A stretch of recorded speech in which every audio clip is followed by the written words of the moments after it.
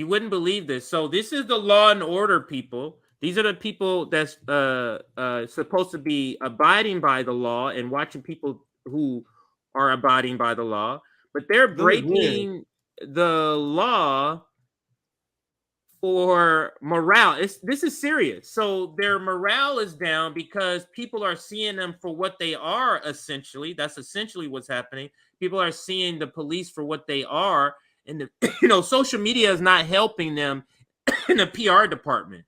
Is So it? let's go ahead, Nick. I'm sorry. I think I got ahead of. I'm reading this now. It's like, isn't this an example of the police going rogue for this for the benefit of the capitalist state? Yes. He's like, no, we're not going to allow you guys to remove the regressive fines and fees that we impose on the working class. They're going rogue on behalf of capital. Unbelievable. Go ahead, It's CJ. I disgusting. was just reading So ahead. yeah, absolutely. So let me read this part. Pittsburgh police chief says he's going to ignore a city ordinance barring cops from pulling over for trivial traffic offenses, in part because it's hurting officer morale. What? Just a whole lot of dysfunction going on in this story. And here is the story. Like, And how can let they me actually. explain that? Like, if you're a cop, and this is what these cop bootlickers say, they say we will bring up the fact that the majority of the time spent as a cop is harassing the working class and not the quote unquote criminals, showing that they are a scourge on their neighborhood and they don't. And they're not actually here to support us, but they will argue. They're like, "Yeah, I know cops don't. They don't really want to do those kind of things. Cops want to help people. They want to go after the bad guy, but they are bogged down by the book." But this shows that they want to fuck with people, doesn't it? That this It story absolutely does. I didn't even look at completely it that way, but it dismantles that does. talk. It shows that they look forward to fucking with the ordinary older woman or disabled person they know they can't fight back. They are cowards who have no intention on finding someone their own size, going after quote unquote real criminals. But go ahead, CJ. Yeah, and let's get into the article. Police, it says Pittsburgh police resume secondary traffic stops despite city ordinance against it. And I love this city ordinance, actually. It's a good first step. Any step towards abolition is great. But let's read some of the article. Pittsburgh police officers have been instructed to resume enforcing minor traffic violations like an expired registration sticker or a poorly secured license plate. Signs of what? Poverty. You notice that? Despite a 2021 ordinance to prevent them from doing so in the absence of a larger infraction. So this ordinance, which is great. So, hey, he has a missing tail light. Oh, they have expired tags. That's it. You can't stop them. If some other larger issues going on and they have that, okay. But just stopping people over that, no. And let me read further. A spokesperson for the department said the memo came as a result of recent changes in state law, but some legal experts question whether there's sufficient reason to compel a reversal of policy. The city ordinance prohibits Pittsburgh police officers from pulling over a motorist if the primary reason is one of 8 minor traffic violations. Officers could pull over a motorist for another reason and still issue a ticket for a secondary infraction. Advocates argued that the racial bias can lead to disproportionate enforcement against Black and Latino residents. The ordinance was an attempt to mitigate those disparities, modeled on similar legislation in Philadelphia. According to police data, Black residents make up only 22% of the city's population, but account for 42 of the traffic stops in 2021. Now, let me pause there. You tell me how do people think people are driving around with expired registrations because they got the money and they're just not doing it? Do people think people are just driving around with broken tail lights because they don't want to see at night? Like you get what I'm saying? Like, it's so easily that these are poverty is being criminalized and poverty is being taxed. And that's what this is. And that's what's bringing down morale. Wait, so you telling me giving a ticket to somebody who can't afford this is going to bring up your morale, and you're telling me you're not sick in the head? It's truly astonishing to me. But let me read the rest of some more of this and have both of you chime in before we go to your article, Nick. The decision to reverse the enforcement ban was first reported last week by WPXI. I think that's a television station.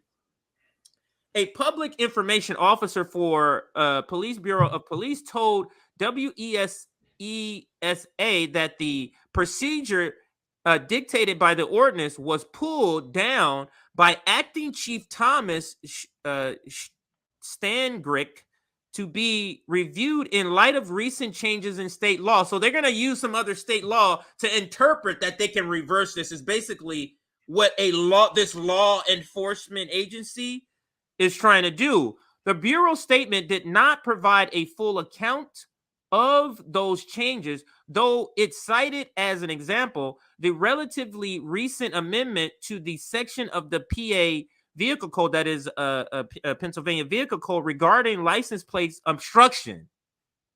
Given the change, rescinding the memo made sense at this time in order to provide clarity for officers in the field.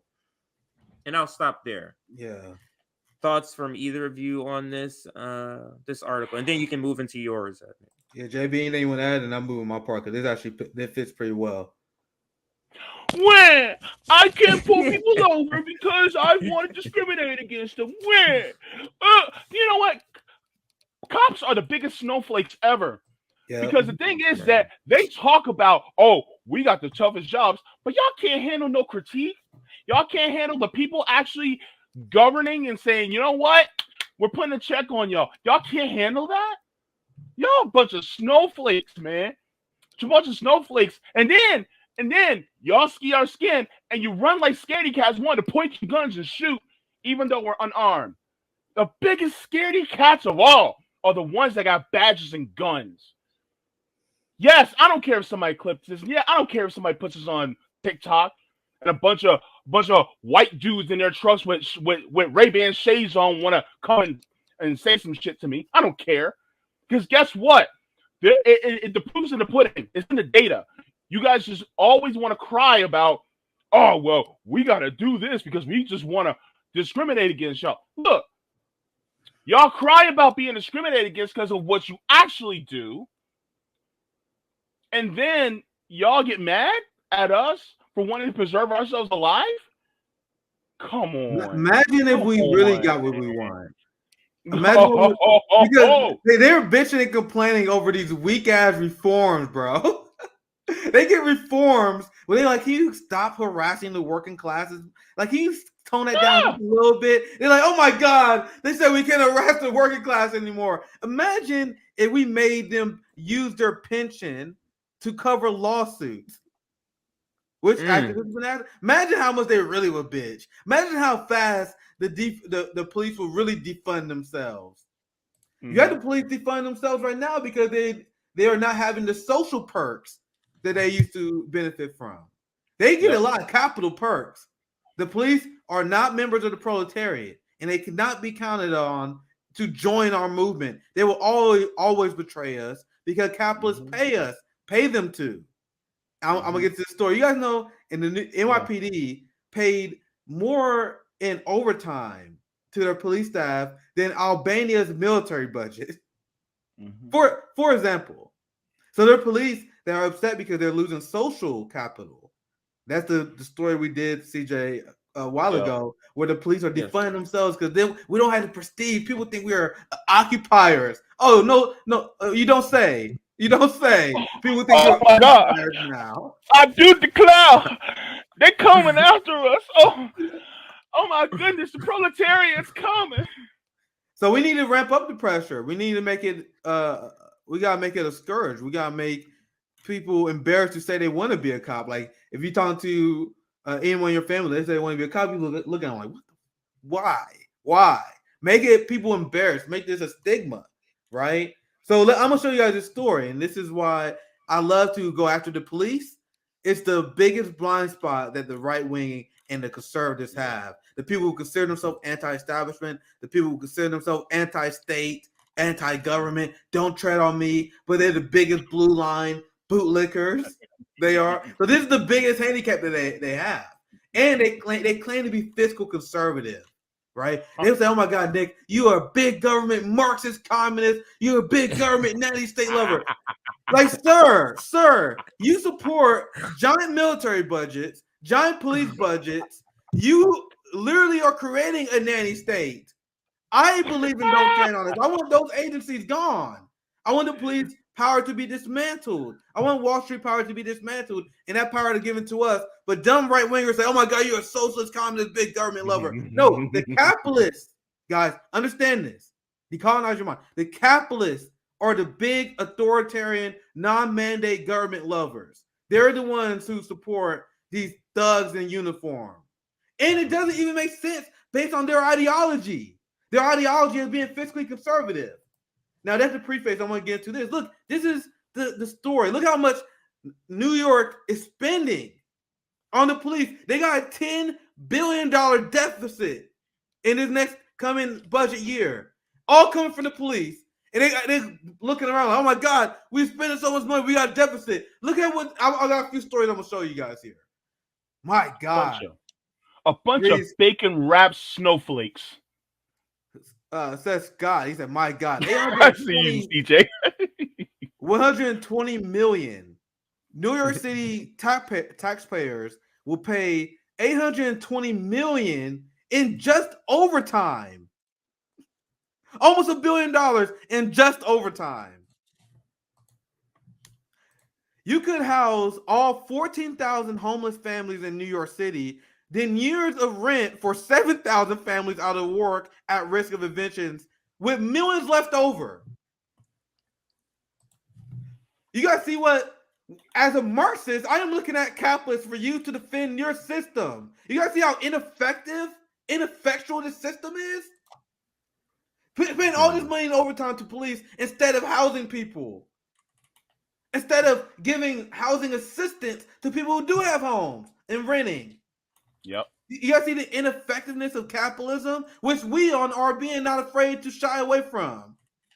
Yeah. That's the root problem. This is going on, but you have the right wing that is worried about drag queens. Drag shows. You see what no Marxist analysis does to a motherfucker?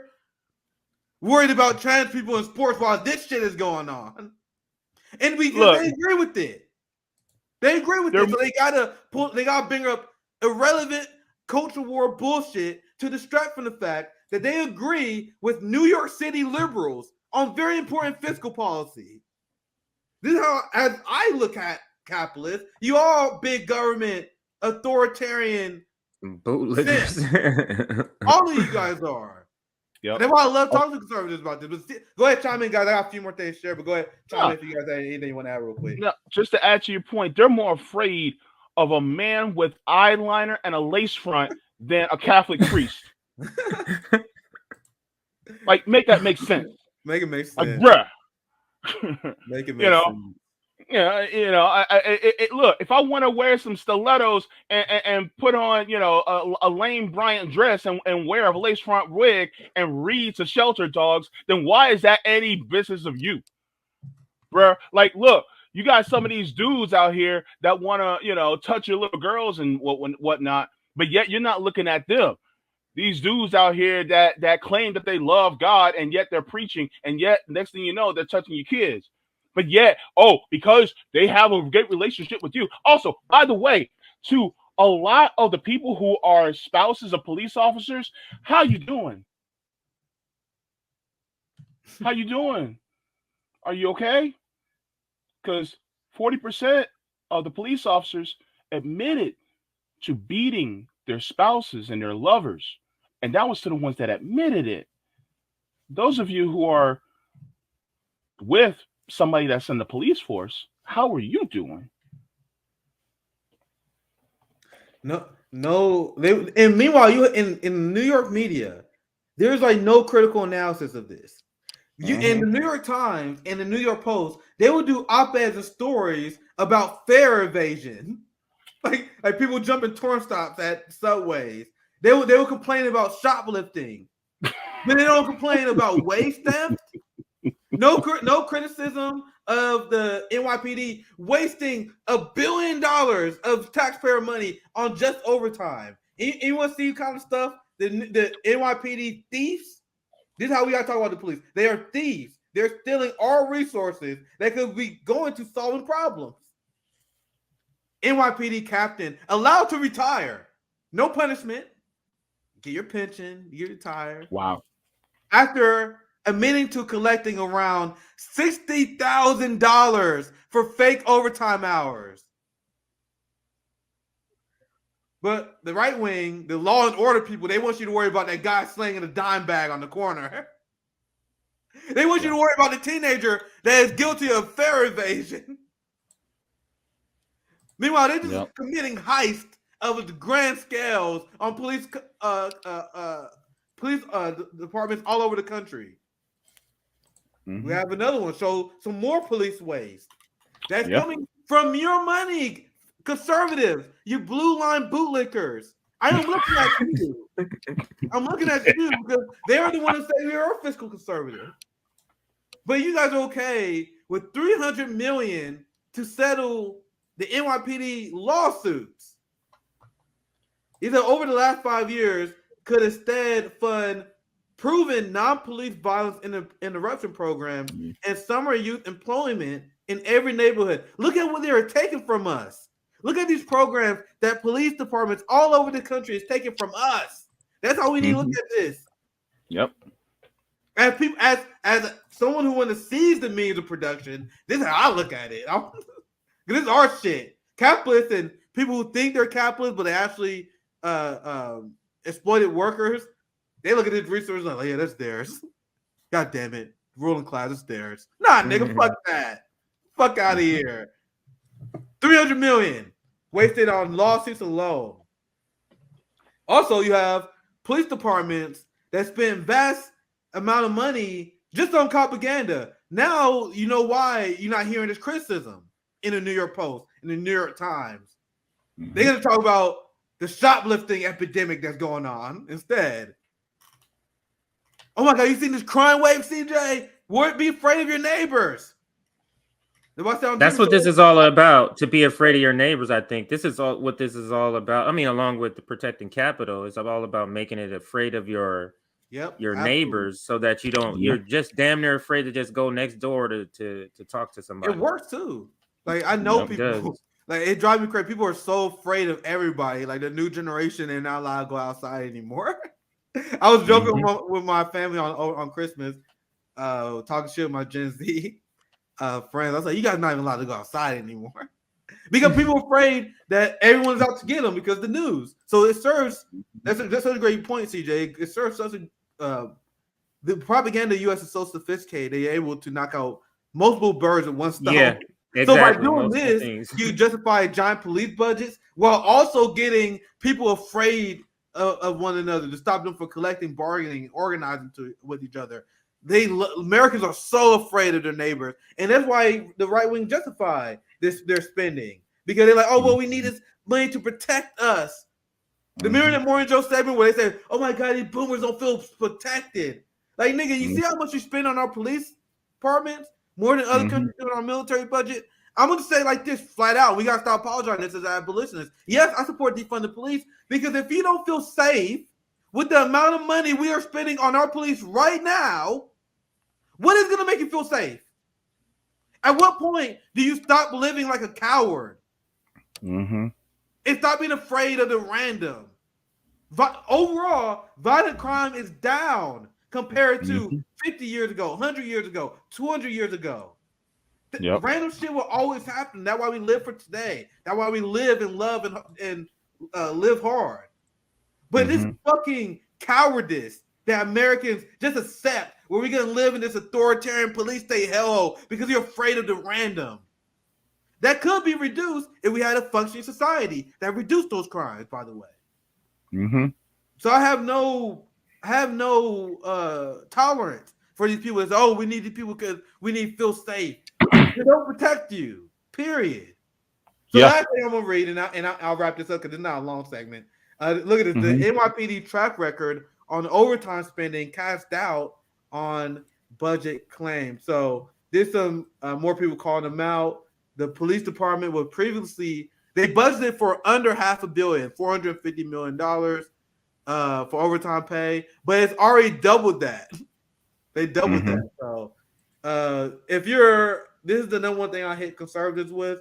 They are the big government overreach spenders. So any final takes on this story, CJ and JB?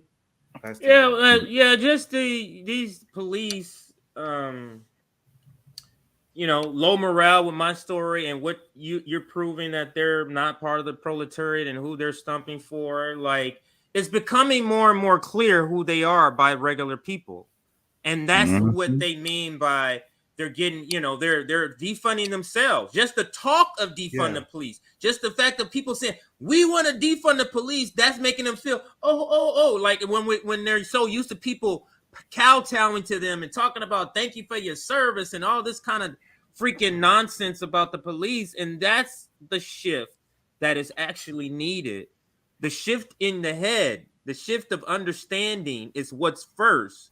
The first step, really, Nick, to abolition, because you have to first change your mind and understanding that this is what needs to happen to get rid of these people. That's what needs to happen. Now let's see what we need to do.